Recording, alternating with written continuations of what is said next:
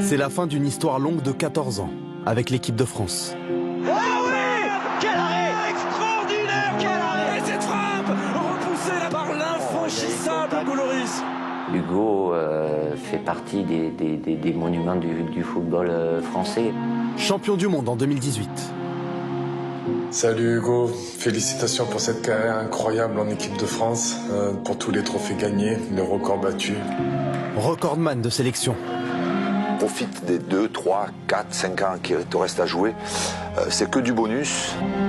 Capitaine exemplaire, aimé et respecté de tous. On se rapproche de la fin, merde. Ça me rend nostalgique tout ça. Encore une fois, quel arrêt! Encore une fois l'arrêt! Ça a été un honneur pour moi de partager quelques saisons avec toi sous le maillot bleu. Gardien d'exception. Quel arrêt extraordinaire! Signé Hugo Lloris. Merci pour tout ce que tu m'as apporté et puis pour tout ce que tu as fait en équipe de France. On se chie dessus, on se cache. Putain. Assumez la responsabilité maintenant, putain les gars. Oh. Un grand merci pour tout ce que tu as fait. Tu seras pas oublié, c'est sûr. À jamais dans l'histoire. Plus qu'un peu en équipe de France, c'est pas pour rien. Ça c'est Hugo, Ça c'est Monsieur Lloris. Tu resteras une légende du football. Je suis très fier et très honoré d'avoir joué à tes côtés. À jamais dans le cœur des Français. On est liés, comme tu me l'as dit il n'y a pas très longtemps, à vie, comme tous les autres. Voilà, je t'embrasse, profite bien, embrasse toute la famille, et encore bravo et respect.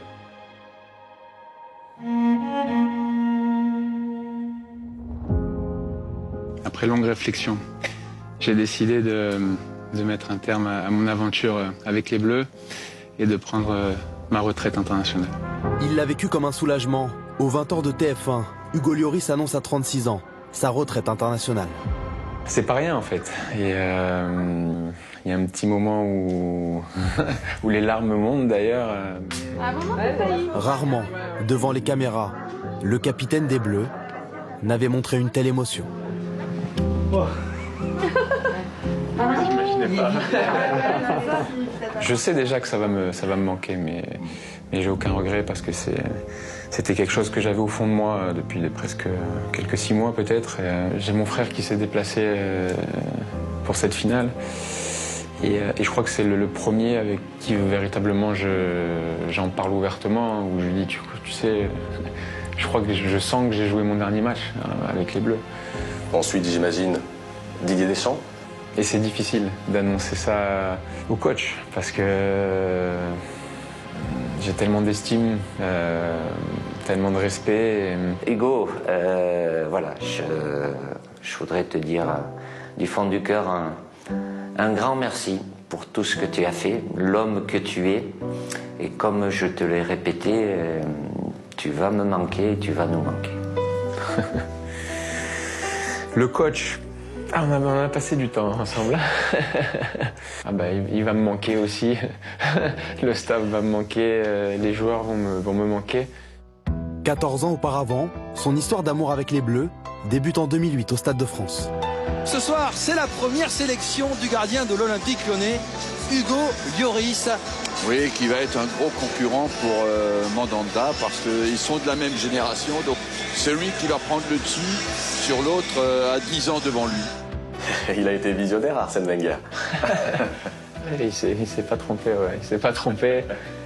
À 21 ans, de se retrouver au milieu de 2 légendes comme ça de l'équipe de France, finaliste du Mondial 2006 et surtout champion du monde 98. Quand tu regardes autour de toi, tu te dis bon, il y a du chemin à faire et continue de travailler. Hugo Lloris prend son envol et entre dans l'histoire à 23 ans.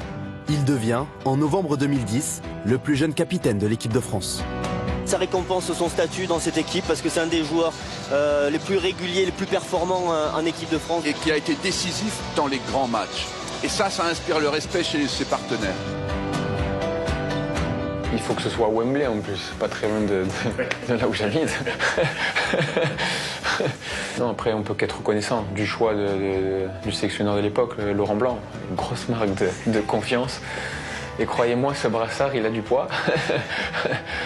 Des très grands joueurs l'ont porté. Vous avez une idée aussi concernant votre successeur, avec le brassard autour du bras. Un joueur comme Raphaël Varane peut prétendre à ce capitanat. Il y a un joueur qui monte en puissance et à tous les niveaux, sur le terrain, en dehors du terrain, et même dans la vie de groupe et de vestiaire, c'est Kylian Mbappé. Il a commencé à prendre un nouveau rôle au sein de l'équipe. Et je crois qu'on a besoin de ça dans un collectif, dans une équipe. Et voilà, mais après, quel que soit le choix, on sera à fond derrière. Sur le toit du monde à Moscou, en juillet 2018, il est et restera à jamais le deuxième capitaine de l'histoire des Bleus à soulever la Coupe du Monde. Vous aimez toujours autant de revoir ces images? Ouais, ça donne des frissons un peu. Ouais. 4 ans plus tard, en quart de finale de Coupe du Monde face à l'Angleterre, il se montre héroïque.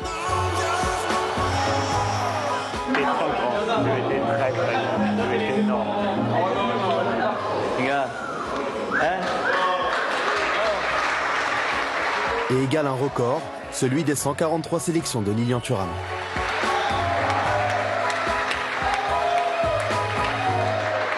Ce record-là, c'était aussi un objectif personnel? Oui.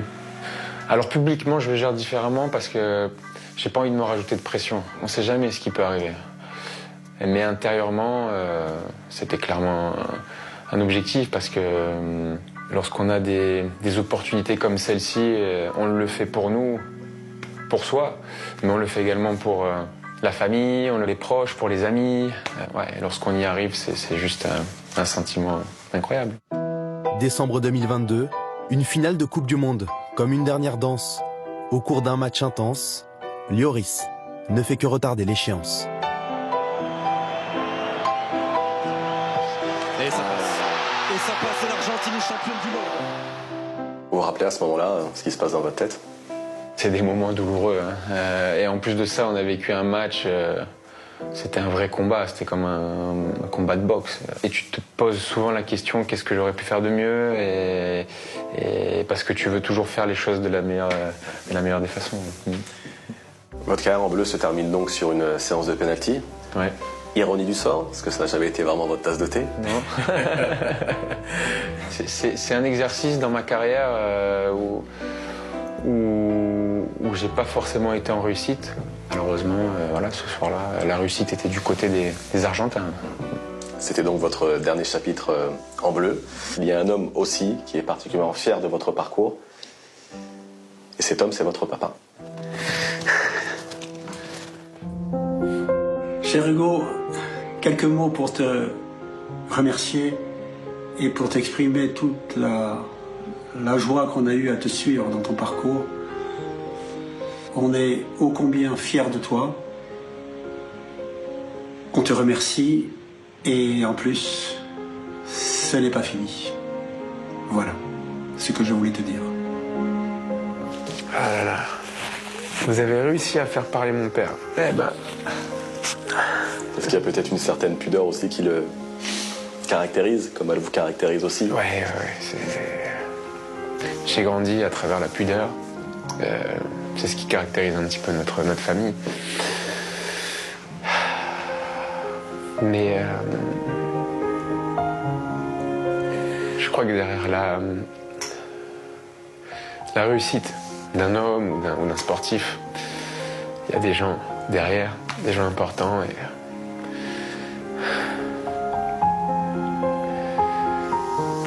Et quelque part, mon père a toujours été une source d'inspiration. Voilà. Quand on joue, on représente également ces personnes. Et je ressens le besoin également vis-à-vis de ma famille, vis-à-vis de mon épouse, de mes enfants, mon père, mon frère, ma sœur, ma grand-mère. De passer également un peu plus de temps avec eux. Qu'est-ce que vous avez envie de dire aux Français qui vous ont supporté après 14 ans de bons et loyaux services? Tout simplement merci. Je reçois beaucoup de remerciements, mais c'est plutôt moi qui ai envie de remercier. C'est une page qui se tourne, mais je peux partir en paix. J'aurais tout donné. J'aurais tout donné pour ce maillot des Bleus.